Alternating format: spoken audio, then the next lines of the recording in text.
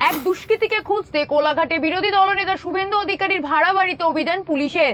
সেখানে বিজেপি সমর্থকদের সঙ্গে ধাক্কাধাক্কি লাগে পুলিশের। একই সঙ্গে কোলাঘাট থানার সামনে বিক্ষোভ দেখান বিজেপি কর্মী সমর্থকরা। বিরোধী দলনেতার অভিযোগ 70-80 জন পুলিশ কর্মী ভাড়া বাড়িতে অভিযানের নামে হেনস্থা করেছে।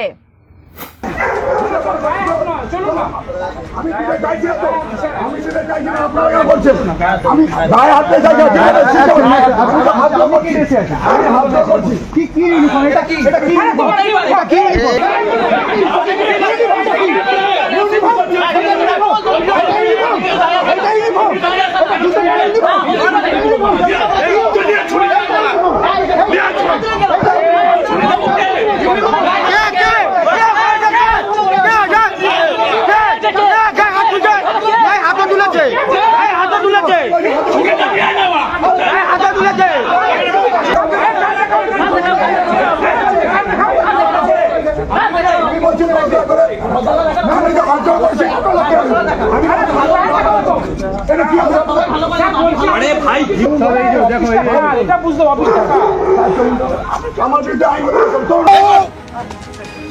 ক্ষমতার সাহস দেখুন চল ক্ষমতা বিজি চল ক্ষমতার পুলিশ কে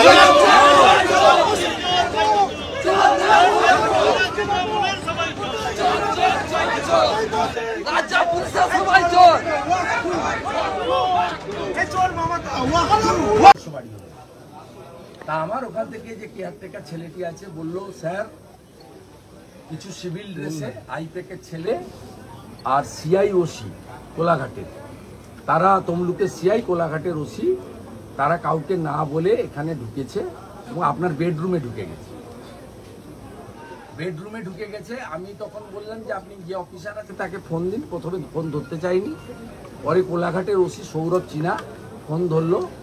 আমি বললাম দেখুন আপনি আমার পৌঁছানো পর্যন্ত ওয়েট করতে হবে, কারণ মহামান্য হাইকোর্টে আমি অনেক লড়াই করেছি। আমার বাড়ির সামনে অসভ্যতা হয়েছে, আমার বাবা মা, বয়স্ক বাবা মাকে প্রতিনিয়ত উত্ত্যক্ত করা হয়েছে ভাইপোর নির্দেশে, এবং আমাকে বহুবার আক্রমণ করা হয়েছে গত 3 বছর মমতা ব্যানার্জিকে যেহেতু আমি হারিয়েছি নন্দীগ্রামে। আমাকে হাইকোর্টের মহামান্য বিচারপতি রাজাশেখর মান্তা সেটা তিনি একটা অনেকগুলি প্রোটেকশনের মধ্যে একটা প্রোটেকশন দিয়েছেন, এবং রাজ্য সরকারের পক্ষে দ্বিদেন যিনি এজি ছিলেন মিস্টার মুখার্জি, তারও on behalf of state government commitment ছিল যে শুভেন্দু অধিকারীর প্রিমিসেস সার্চ করতে গেলে হাইকোর্ট থেকে লিভ নেবে অথবা হাইকোর্টের অনুমোদন নিয়ে করবে। এটা হয়েছিল এই কারণে মেঘনাথ পালকে গ্রেপ্তার করতে গিয়ে নন্দীগ্রামে আমার যে রেন্টাল রেস্টরুম কাম অফিস আছে নন্দনায়ক বাড়ে, সেটা সার্চ করতে গেছিল ওরা।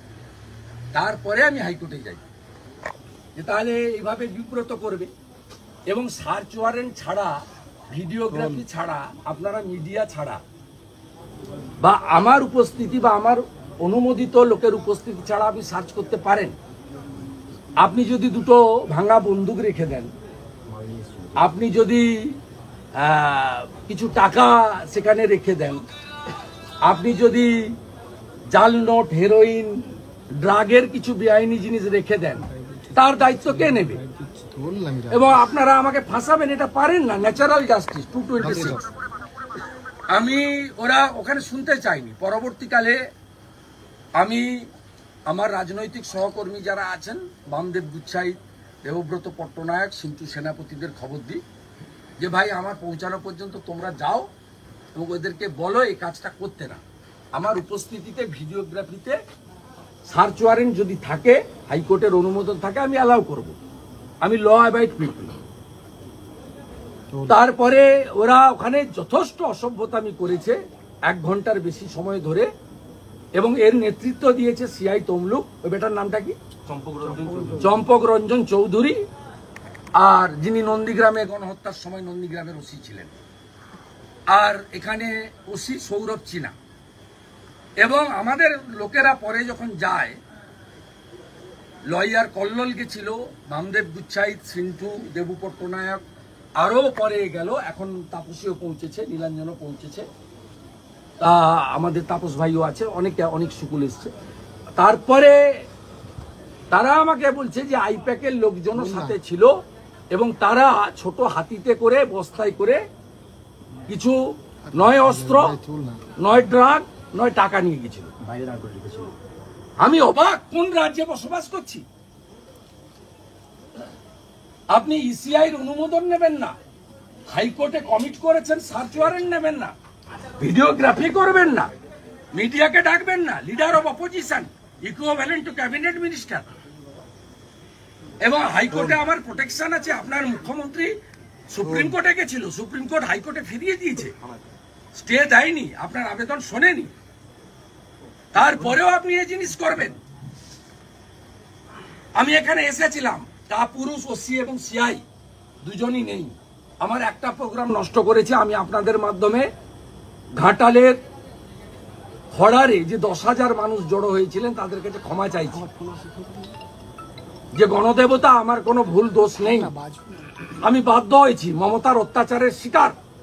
আমার আরেকটা প্রোগ্রাম আছে পাঁশকুড়াতে, রোড শো হিরণের সমর্থনে, আমি সেখানে যাব। আমি আপনাদের মাধ্যমে এই রাজ্যের জনগণকে বলছি, কোথায় নিয়ে গেছে ইলেকশন কমিশন? কেন সৌরভ চিনা এবং সিআই তমলুককে সাসপেন্ড করবে না? আমি ইলেকশন কমিশনে কমপ্লেন করছি, আমার ভিডিও সিসিটিভি ফুটেও, যে আমি ট্রান্সফার চাইছি না, সাসপেনশন চাইছি, ইমিডিয়েটলি সাসপেন্ড করতে হবে, এবং যদি এসপির নির্দেশে থাকে এসপিকেও এখানে সাসপেন্ড করতে হবে বা ট্রান্সফার করতে হবে। এর পিছনে কে আছে আমি জানতে চাই। আর আগামীকাল আমার লয়ার হাইকোর্টে একটি ক্যান অ্যাপ্লিকেশন করছেন, যেহেতু এই কাজটা তারা এখানে করেছে। আইনি পথে আমি লড়বো। আর গোটা বাংলার জনগণকে আমি বলছি, কোন রাজত্বে আছেন দেখুন। যখন ভাইপোর বাড়িতে ভাইপোকে বা কাউকে ডেকেছে, ওদের সিবিআই ইডি নোটিশ করে ডেকেছে, কোন রাজত্বে আমরা আছি? পশ্চিমবাংলার জনগণ দেখুন, আমি পুলিশের কাছে, মমতা পুলিশের কাছে কৃতার্থ যে শুভেন্দু অধিকারীকে আক্রমণ করা মানে জঙ্গলমহল এবং অবিভক্ত মেদিনীপুরের প্রত্যেকটা ভোটারকে আক্রমণ করা। এর জবাব 25 তারিখে আর 1 তারিখের ভোটে আপনারা দেবেন। আর আমি, বিপুল সংখ্যক কর্মী সমর্থক জেলা সভা নেত্রীর নেতৃত্বে এসেছেন, আমি তাদের বলবো ভোটের কাজে চলে যান। ওরা চায় আমাদের প্রচার নষ্ট করতে। আমি আইনি পথে মোকাবিলা করে নেব।